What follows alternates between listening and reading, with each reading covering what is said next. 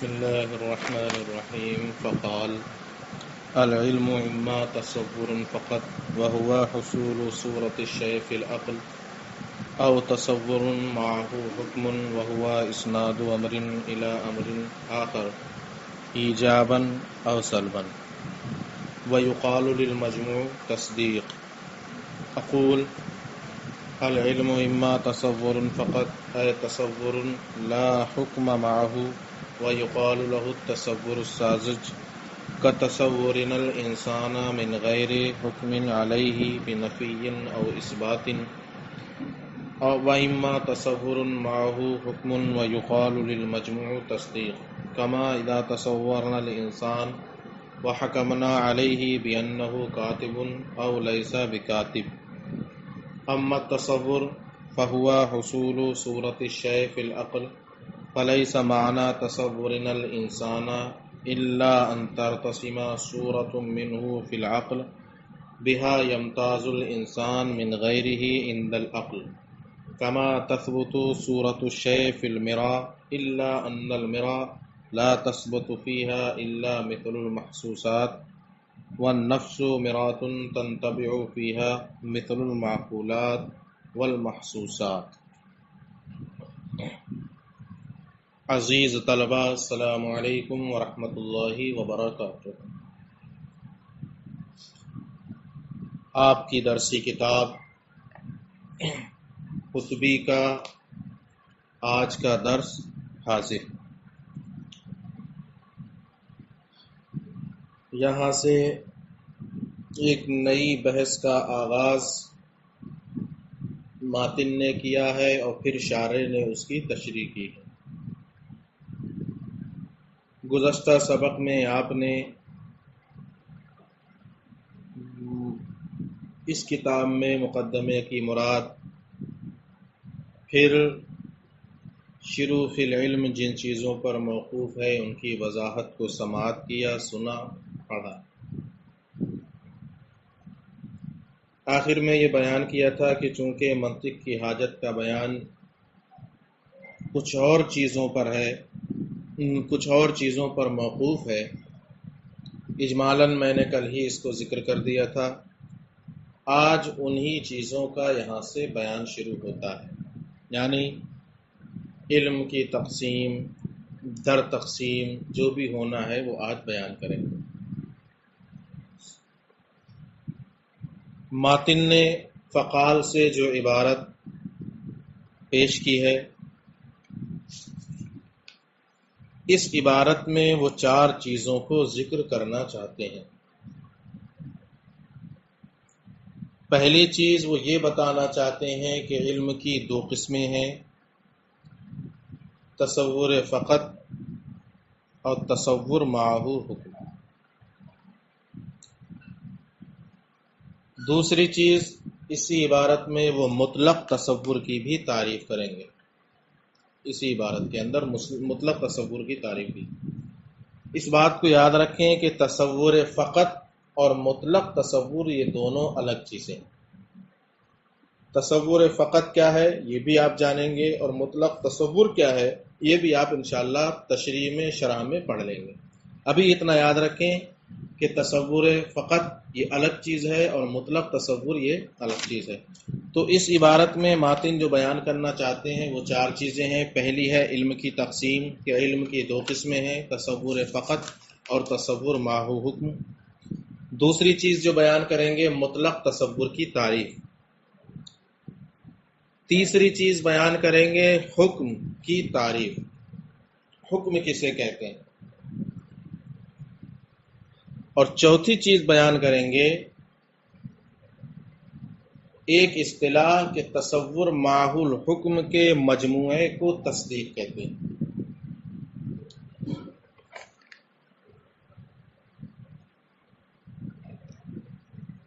حکم کسے کہتے ہیں اس کی بھی وضاحت ہوگی.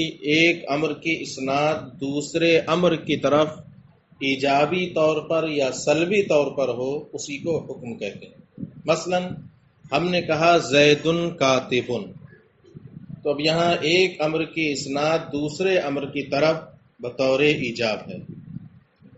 اور ہم نے کہا زید لیسا بکاتب، تو اب یہاں پر ایک امر سے دوسرے امر کا سلب کیا گیا، یعنی یہاں پر جو نسبت ہے وہ نسبت سلبی، یہ حکم ہے۔ شارح علیہ الرحمہ اسی مختصر عبارت کی تشریح اور وضاحت فرمائیں گے، اتنا ملا لیں۔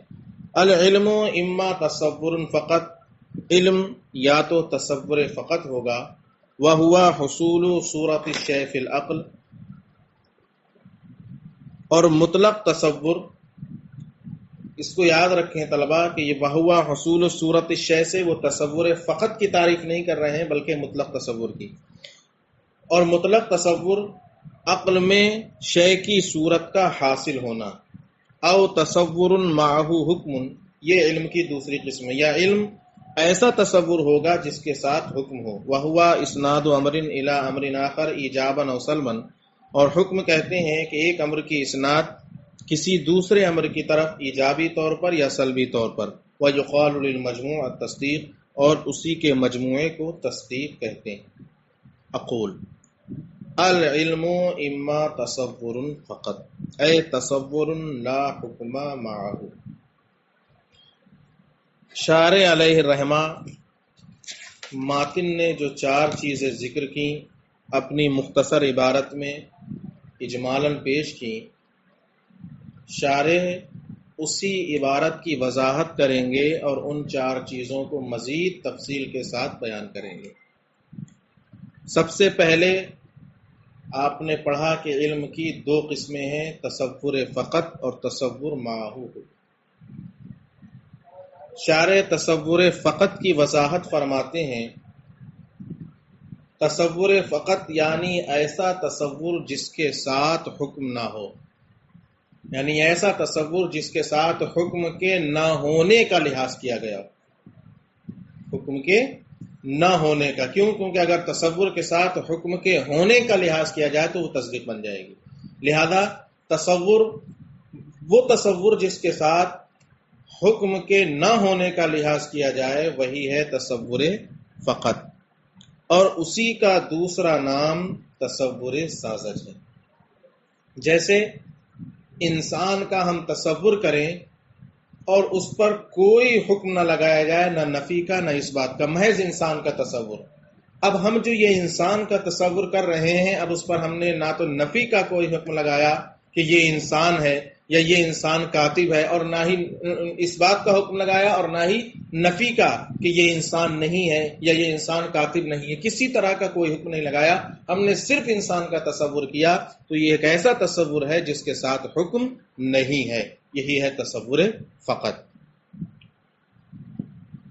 العلم اما تصور فقط اے تصور لا حکم معہ، یعنی ایسا تصور جس کے ساتھ حکم نہ ہو، وَيُقَالُ لَهُ التصور الساذج، اور اسی کو تصور ساذج بھی کہا جاتا ہے، جیسے کہ ہمارا انسان کا تصور کرنا اس پر بغیر نفی یا اس بات کا حکم لگائے ہوئے، من غیر حکم علیہ بنفی او اثبات، وَإِمَّا تصور معہ حکم، یہ علم کی دوسری قسم۔ شارح فرماتے ہیں کہ علم کی جو دو قسمیں ہوئیں، تصور فقط یعنی ایسا تصور جس کے ساتھ حکم نہ ہو، اور دوسری قسم ہے تصور معہ حکم۔ تصور فقط کی تعریف ہی سے دوسری قسم کو سمجھ میں لینا چاہیے کہ جب انہوں نے کہا کہ علم کی دو قسمیں ہیں، پہلی قسم ایسا تصور جس کے ساتھ حکم نہ ہو، تصور فقط، اور دوسری قسم سمجھ میں آ جائے گی کہ ایسا تصور جس کے ساتھ حکم ہو، اور وہ تصور جس کے ساتھ حکم کو جمع کیا جائے اسی تصور کو تصدیق کہا جاتا ہے، اس تصور اور حکم کے مجموعے کو تصدیق کہا جاتا ہے۔ جیسے ہم انسان کا تصور کریں اور اب اس پر حکم اس بات کا لگائیں یا نفی کا لگائیں، تو وہی تصور جب اس پر حکم لگ جائے گا تو وہ ایسا تصور ہوگا جس کے ساتھ حکم ہے، اور وہ تصور جس کے ساتھ حکم کا اس بات ہو یا نفی ہو وہی تصور تصدیق کہلاتا ہے۔ جیسے ہم نے کہا زید کاتب، ہم نے یہاں زید پر کاتب ہونے کا حکم لگا دیا، گویا کہ یہ ایسا تصور ہے جس کے ساتھ حکم پایا جا رہا ہے، یا ہم نے کہا زید لیسا بکاتب، زید کاتب نہیں ہے. اب یہ ایسا تصور ہے جس پر ہم نے کاتب نہ ہونے کا حکم لگا دیا، یعنی سلب والا حکم لگا دیا. تو ان دونوں صورتوں میں یہ ایسا تصور ہے جس کے ساتھ حکم ہے، اور جو تصور ایسا ہو جس کے ساتھ حکم ہو اسی تصور کو تصدیق کہا جاتا ہے. وَإِمَّا تَصَوُّرٌ مَعَهُ حُکْمٌ، یا وہ ایسا تصور ہوگا جس کے ساتھ حکم ہو. وَيُقَالُ لِلْمَجْمُوعِ تصدیق، اور اسی تصور کو جس کے ساتھ حکم جمع کیا جائے اسی کو تصدیق کہتے ہیں. جیسے ہمارا انسان کا تصور کرنا، وَحَكَمْنَا عَلَيْهِ، اور اس پر حکم لگانا.